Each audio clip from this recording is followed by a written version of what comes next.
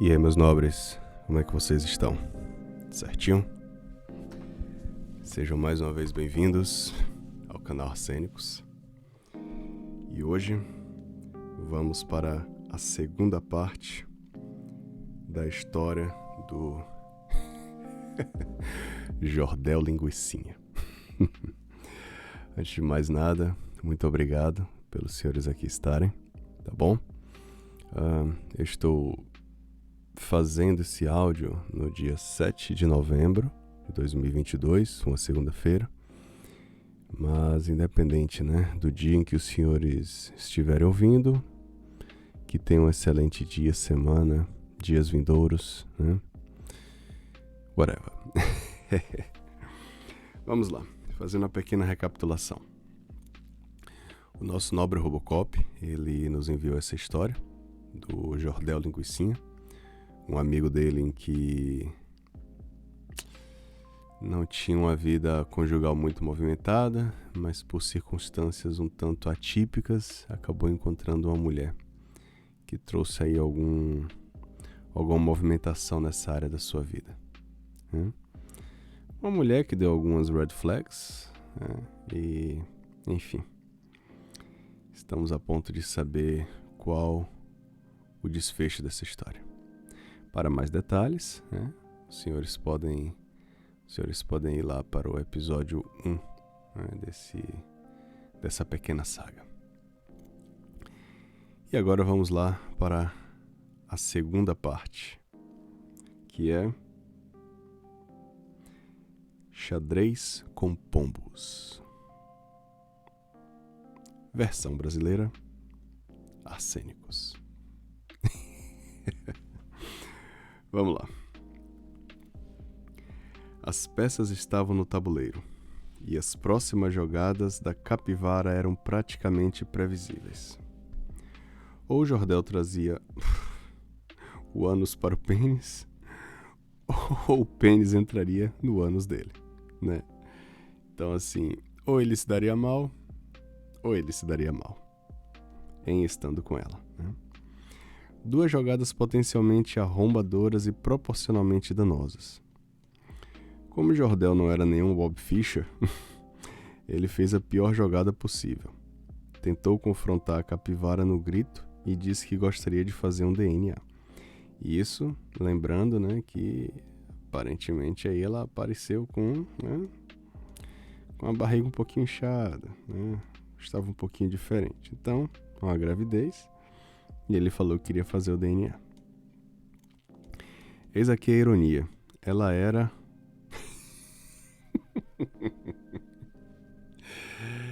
Ela já era uma prostituta, mas ficou muito prostituta da vida. Vamos colocar dessa forma. Falou que já que ele não poderia assumir o filho, eles poderiam quitar o Enzo. Mas isso custaria R$5.000 e a amiga dela da farmácia conseguia comprar a pílula. Ao contrário, ela não iria fazer DNA nenhum e ele iria pagar a pensão. Caramba! Ele ficou surpreso com essa resposta na lata. Com a história do DNA, ele pensava em um diálogo ou alguma contra-negociação. E foi bombardeado com sanções dentro da própria casa. E agora se viu numa situação mais delicada ainda. Estava desarmando uma bomba atômica dentro do próprio território. Difícil, hein? Sabendo que o boi era herdeiro, seria muito mais conveniente que o filho fosse do boi, não dele. O que significava dois indicativos. Ou ela estava tentando extorquir ele, ou realmente vinha um comedor de Doritos aí. Me diz o que você achou e faria, meu baiano. Você rodaria a baiana e usaria a ginga de São Salvador da capoeira contra essa capivara? Rapaz,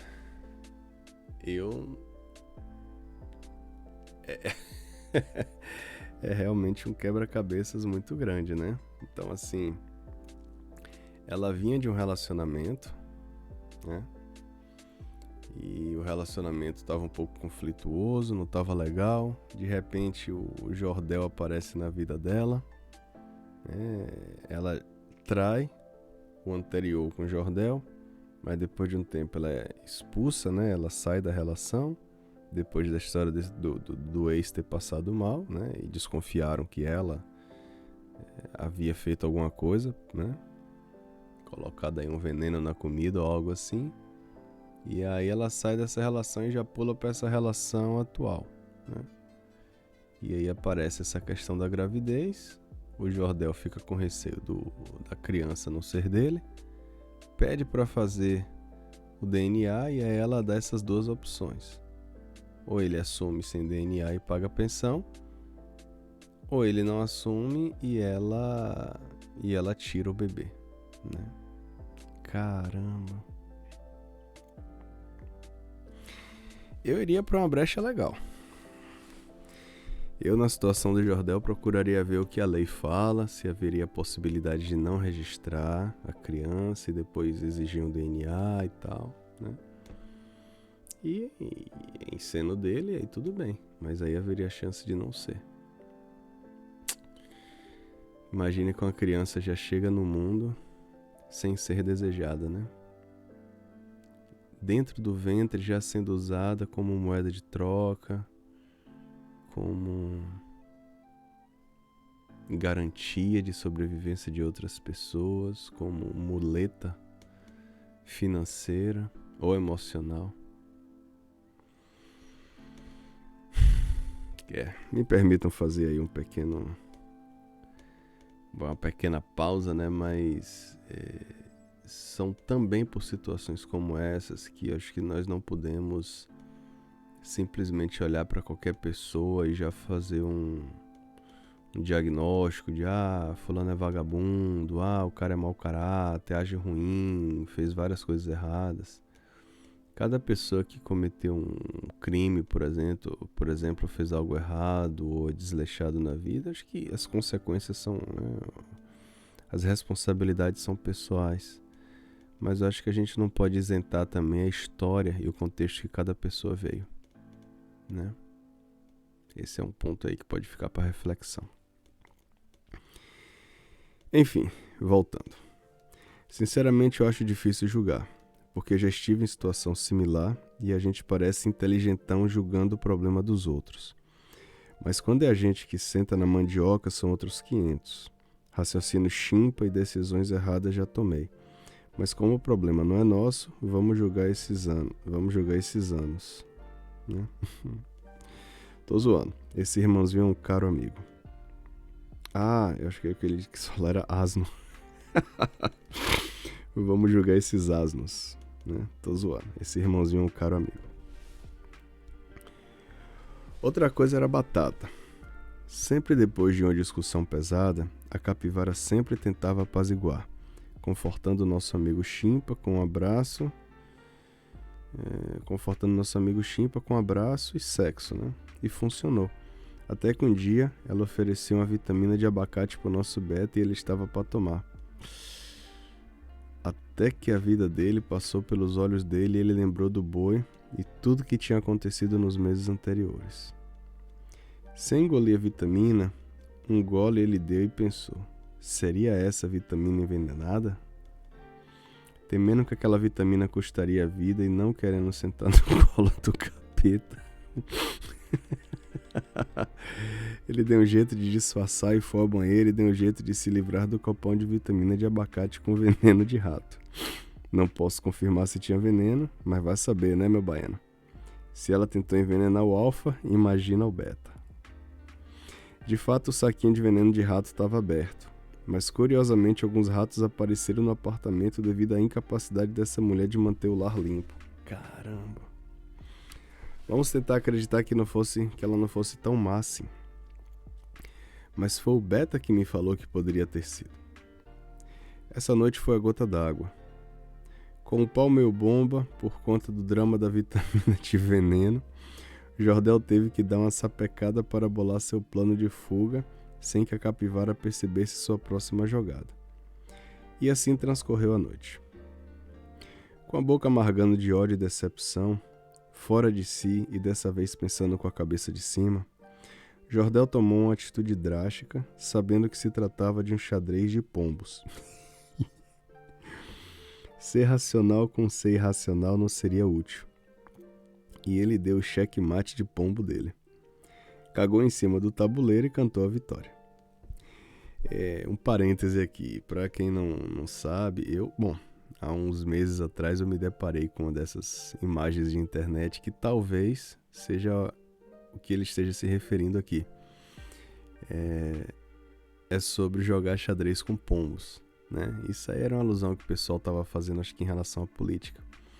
Você discutir com alguém, né, que não tem muito conhecimento, mas que acha que tem, é o mesmo que você jogar xadrez com pombo.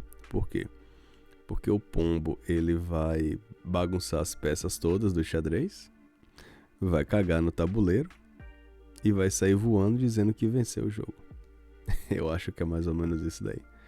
O que é uma imagem que eu acho, assim, espetacular, né? Infelizmente, eu percebo isso, né, em algumas conversas que eu tenho. E grandes são as chances de que eu tenha sido pombo também em outras discussões. Mas a gente vai crescendo e aprendendo na vida, né? Enfim, disse que o relacionamento deles não estava funcionando, que ele assumiria o filho sim e que eles fariam DNA ao fim da gestação. Porém, ela teria uma semana para juntar os panos de bunda e encontrar um novo lugar para morar. Pareceu até atitude de alfa, mas na vida real as coisas são imprevisíveis. E no xadrez do pombo, quem mais faz merda e algazorra vence o futuro desse pareceu até atitude de alfa, mas na vida real as coisas são imprevisíveis. E no xadrez de pombo, quem mais faz merda e algazorra vence. E o futuro desse nobre foi triste. Tudo parecia estar indo como ele esperava. A capivara resignou a decisão do jovem linguicinha e ele começou a procurar um novo apartamento. Menor e uma zona mais barata para poder amortizar os prejuízos que teve bancando essa capivara por 3 meses. Calma que não é o que você está pensando, meu baiano. Veja o que vem por aí. Caramba, o negócio tá ficando João Kleber, hein? Vamos lá. O que nosso jovem e também MGTOW não sabia é que dessa vez ele seria forçado a seguir o próprio caminho fora da casa dele. Ela venceu o xadrez de pombos usando a jogada proibida. Usou o Estado e seus peões. Numa tarde, enquanto o jovem estava se preparando para começar suas entregas, estava cozinhando um pão na chapa para comer com café com leite antes do trampo. Ele recebeu uma carta de um oficial do governo, que prontamente se retirou sem ao menos dizer do que se tratava. Um mandado judicial por afastamento, evocando aquela lei que só começa com má e termina com enha. Só de escrever isso eu fico triste, meu baiano. O mundo às vezes é injusto. Quando Beto tentou confrontar a capivara, perguntando o que era aquela carta e qual o motivo disso, ela arranhou o próprio rosto e se trancou no banheiro. A armadilha estava armada. Quando ela começou a gritar pedindo socorro, o xadrez de pombos estava finalizado e o que viria daqui para frente mudaria todo o rumo da vida desse jovem.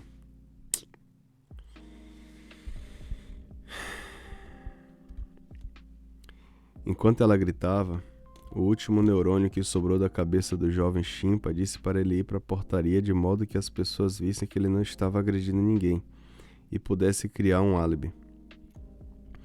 Infelizmente só estava ele e o porteiro ali, escutando os gritos da capivara pedindo para não ser agredida. Por um ser do além? O capiroto? O saci? Qualquer um desses, menos o jovem linguicinha, já que ele estava com o porteiro e explicou toda a situação ao nobre da portaria. Nem preciso dizer que foi inútil. Caramba. O tempo vai passando e a história vai ficando triste. A polícia chegou e pôde atestar que poderia se tratar de uma falsa acusação. visto que ela gritava pedindo para não ser agredida. Mas nem mesmo percebeu que o jovem linguicinha nem estava dentro do AP quando ela gritava, trancada no banheiro. Apesar das provas cabais que não houve agressão e os policiais terem entrado no apartamento para conferir o que estava acontecendo, e a cena ridícula ser exposta. Esses Robocops do governo não eram como seu amigo Robocop. Não aliviaram para o cara, mas também não prosseguiram com a acusação de agressão física, mas somente mental. Deram ao rapaz 20 minutos para ele juntar todas as coisas dele, apesar dele não estar errado.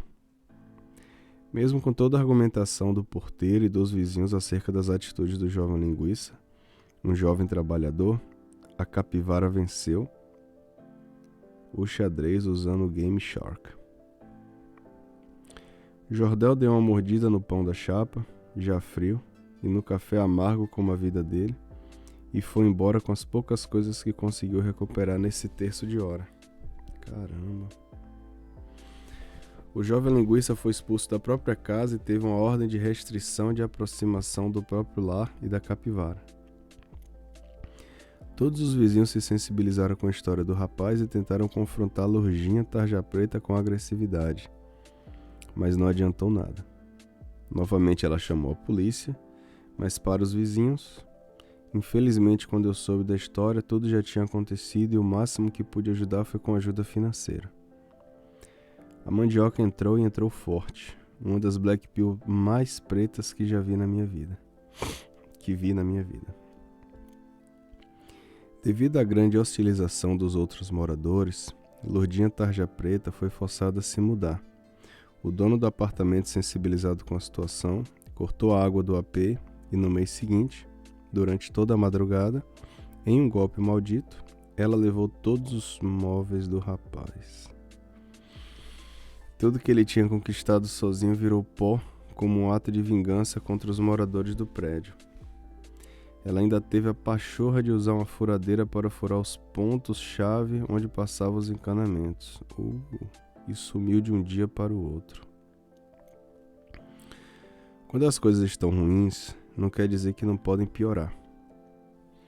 Com a questão do Enzo, que ainda estava por vir, ela teve a coragem de pedir dessa vez R$2.000 para quitar o baby.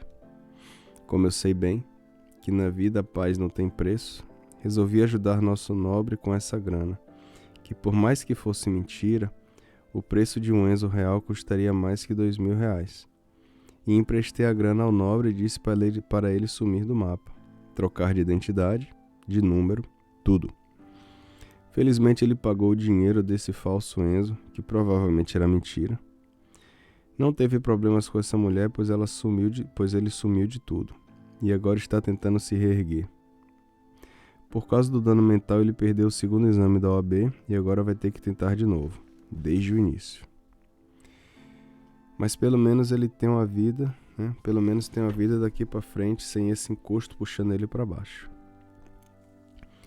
Já um mês depois, o jovem linguicinha se mostrou um cara honrado e me pagou metade do dinheiro emprestado. E isso me disse muito sobre a índole dele.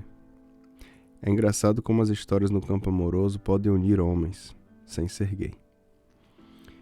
Muito do que passei me vi na pele desse jovem. Quando eu me lembrava do que passei sendo expulso da minha casa e via acontecendo o mesmo com esse irmãozinho, era como se eu compartilhasse a mesma dor dele.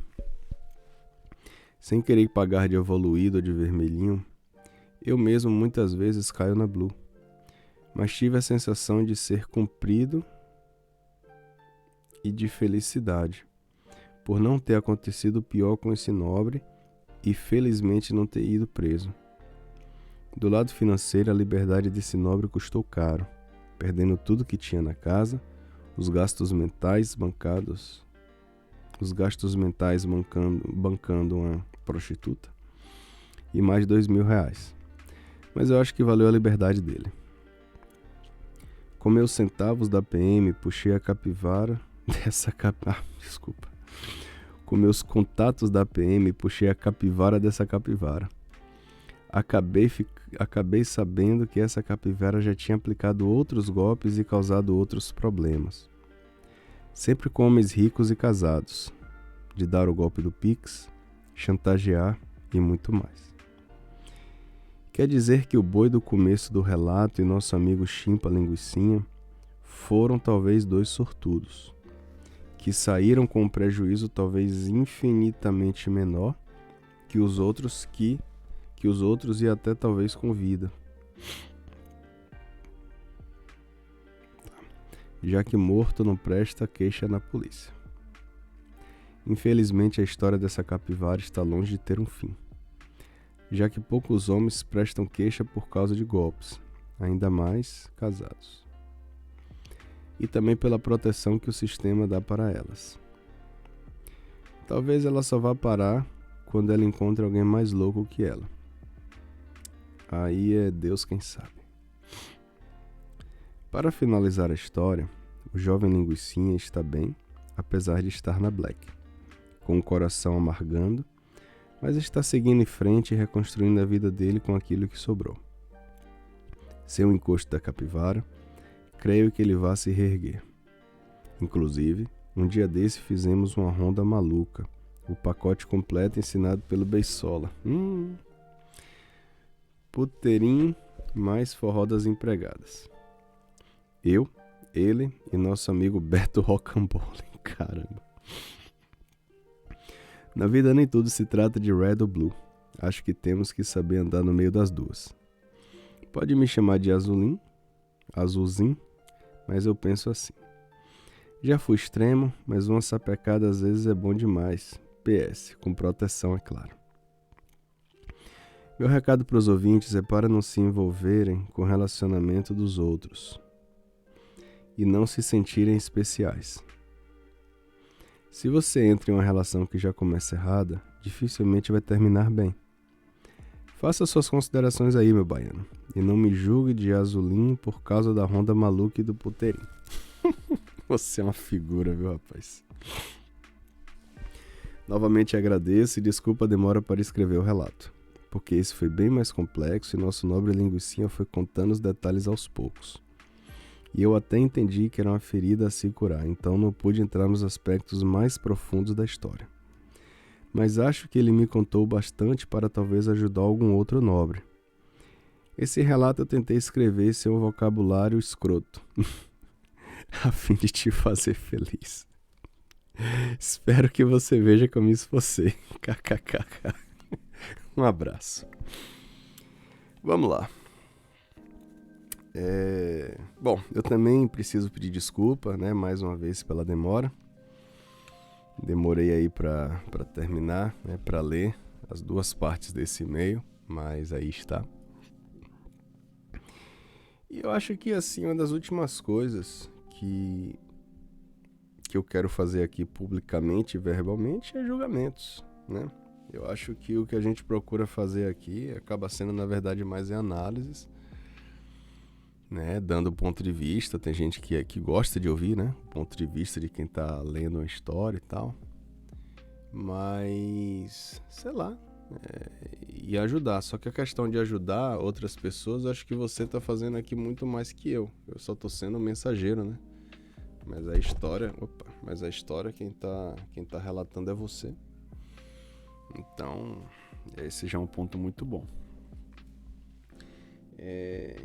É interessante, eu já falei isso várias vezes e provavelmente enquanto eu estiver fazendo conteúdo desse tipo na internet, provavelmente a minha retórica vai se manter, né? O que começa errado termina errado, sei lá. Isso aí quem falou foi você, né? Mas assim, é uma situação bem complexa, né? Porque assim, os sinais eles são dados, mas mesmo com os sinais dados, podemos cair muitas vezes no risco, né, de olhar as questões mais emocionalmente.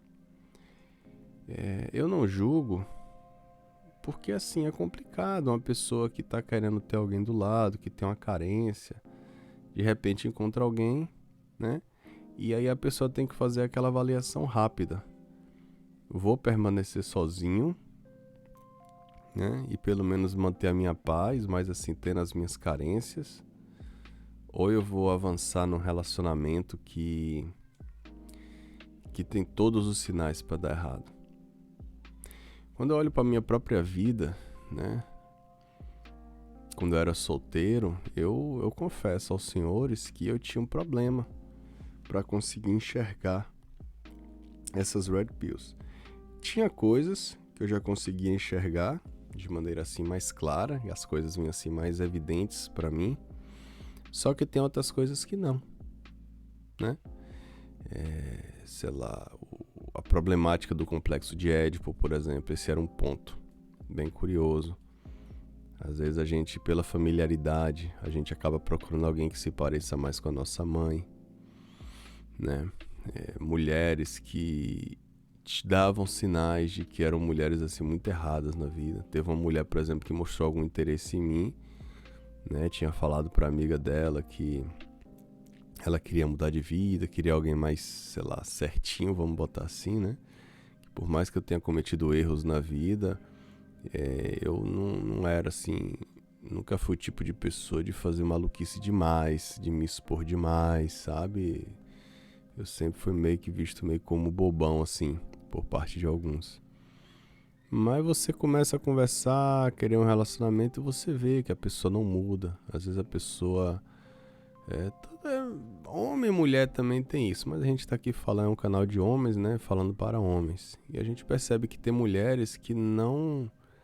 que por mais que digam que querem mudar e que querem melhorar, já se acostumaram com um estilo de vida que é ruim.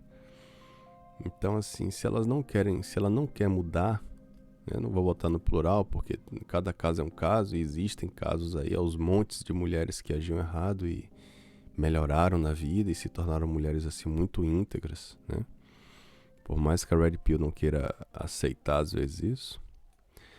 Mas quando a mulher não quer, é complicado, sabe? Infelizmente, assim, sem querer julgar, mas de novo, é mais no sentido de alguém que esteja ouvindo e possa correr o risco de cair numa empreitada como essa. A mulher já começou traindo o cara anterior, vinha com essa história de às vezes querer botar alguma coisa na comida dele, pra ele morrer e ela ter aí parte de uma herança. Usuária de drogas, manipuladora usando o sexo como moeda de troca, usando um possível filho como moeda de troca. Quer dizer, e no final das contas termina de, né, sei lá, prejudica a vida do cara e até do apartamento que nem era do cara. Então são sinais, né? Eu compartilho da opinião de que a maioria das pessoas querem casar, querem ter uma família, a maioria dos homens querem ter uma mulher ao lado, né? Muitos querem ter filhos. Mas assim, eu acho que tem que se saber também avaliar as situações. As coisas não podem ser feitas a ferro e fogo, não, né? Porque é muito fácil, né? Quando a gente não tá na situação para querer falar e julgar. Mas eu entendo, né? Eu entendo que entre estar na relação assim dessa tão conflituosa, tão cheia de problemas e estar sozinho, eu entendo que seja melhor estar sozinho, né? E aí que vem um outro ponto como acompanhamento. Existem muitas pessoas por aí, né? Não sou aconselhador, né, de questão de relacionamento, mas acho que isso que eu vou falar, eu acho que pode se aplicar muito bem na vida de várias pessoas. Às vezes nós queremos um pacote completíssimo, né? E aí pode vir um grande problema. Raciocina comigo. Uma mulher, por definição, ela vai ter homens interessados por ela, né? É aquela história. Quando a mulher fala que não tem ninguém, existe uma chance de que haja um conjunto de homens interessados nela, mas que não estejam dentro daquilo que ela espera. Aí a gente avança um pouco na vida e pensa da seguinte maneira. Uma pessoa, né? Pessoas que estão na faixa de 30 anos. Eu não quero ser assim tão pesado aí pro lado das mulheres, mas eu acho que a verdade é essa. Tanto homens quanto mulheres. Uma pessoa que já passou dos 30 anos, inteligente, bonita, sexualmente ativa, heterossexual e solteiro, tanto homem quanto mulher, o que é que você pode imaginar? Por que uma pessoa com esse perfil ainda está só? Pode ter alguma coisa aí no meio do caminho que esteja impedindo, sabe? Eu acho que sim, são questões de vida. Se você está procurando um carro, você vai num site e você vê assim um carro que é bacana, bonito, um motor bom, um valor muito barato, mas já está lá vendendo há, sei lá, 1 ano. Poxa, tem que ter alguma coisa, sabe? Então acho que assim, tem que analisar essas situações. E o meu porém é o seguinte: a beleza é uma coisa assim que eu acho que eu já até fiz vídeo sobre beleza, né? Direto ou indiretamente. A beleza pra mim é um assunto assim muito polêmico, porque se por um lado é muito atraente, nós somos atraídos pela beleza, né? Podemos, por exemplo, escolher frutas no mercado pela maneira que ela se apresenta. Bonita, vistosa. Tem gente em mercados aí de rua que eu já vi que jogam água, né? Vez por outra ficam borrifando água nas frutas, porque aí a água realça, né, a cor, aumenta o brilho. Mas a beleza também, ela pode esconder problemas muito sérios. Por exemplo, ela pode disfarçar... eu tenho que ser muito cuidadoso aqui no que eu vou falar. Eu nunca vi uma relação direta entre beleza e inteligência. Nunca vi. Então, assim, tanto pessoas bonitas quanto feias podem ter o mesmo tipo de inteligência. Porém, existe a chance de que entre as pessoas que são menos inteligentes, mas são muito bonitas, pode ter um pequeno disfarce. E não só para a questão de inteligência, mas de caráter, né? De espiritualidade. Parece que eu já vi aí dessas pesquisas, né, que a gente repete sem saber da credibilidade, que parece que pessoas muito bonitas são mais credibilizadas. Parece que as pessoas tendem a dar mais crédito, tendem a sei lá, confiar mais, só pela questão da beleza. Mas isso não é garantia de nada, sabe? Esse ponto que é interessante. Então aí que vem meu ponto, que na verdade entra até no e-mail que o Nobre mandou, não lembro mais o nome dele, me perdoe, que ele veio com a questão da teoria, né, de procurar mulheres, em outras palavras, mulheres que sejam relativamente feias, né? Eu não concordo de todo, porque entra muito no parâmetro da gente também ter alguém que a gente se agrade. Mas, ou melhor, não concordo com o que ele falou, só que tem uma questão essencial aí que faz sentido. Eu acho que tem pessoas que têm muitas qualidades, né?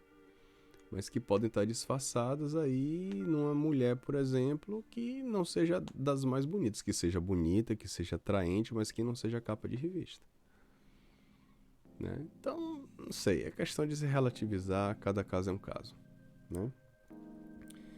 Mas se eu puder deixar uma mensagem, a mensagem é: procurem a paz. Procurem a paz e estejam em paz, porque sem paz eu acho que não importa quão bonita a mulher que esteja ao seu lado seja, né?